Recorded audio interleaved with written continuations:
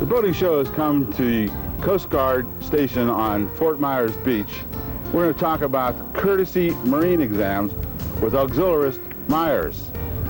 It's real nice to be here today to talk to the public and to talk to you, because we know we're going to have a nice show out of this.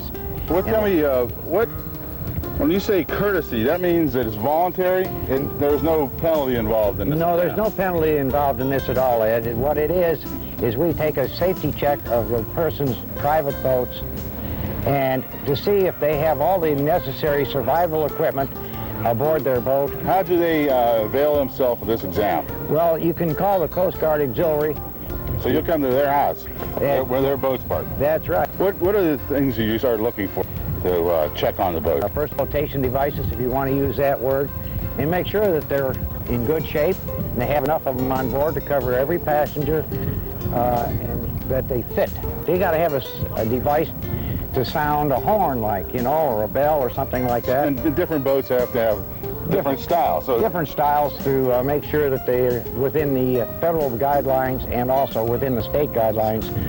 And of course, navigation lights and sailboats of different shapes that they have to fly when they're under power or when they're under sail. Right. And of course, there's fire extinguishers, which is a very important thing.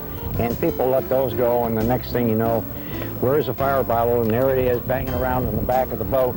And guess what? Nobody can find it, and when they do find it, it's already been discharged. We're going to take a break right now, and we'll come back. So just stay tuned for more of the boating show. We'll be right back with more safety inspections.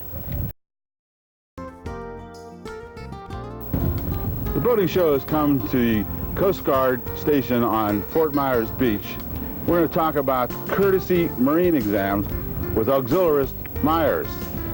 And then, of course, visual distress signals, flares and orange smoke, and for international waters, a gun that will shoot the flare up into the air, you know, and that's very important. And even small boats should have the maximum they can have. And you have to have ventilation fans for accumulation of gas fumes or any other type of fumes that may build up in the boat, especially when you gas the boat and everything's hanging wide open when it should be shut, and everybody gets this backwards. Right. They think, well, we'll throw everything open while we're gassing the boat, and then when we get finished gassing the boat, we'll shut everything up, and that's just the reverse of what it should be.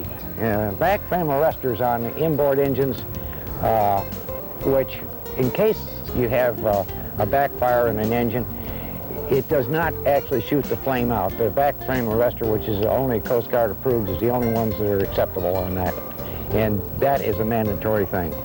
Then we get into fuel systems, whether it's gas, diesel. Make sure that the lines are not cut or leaking, filters are tight.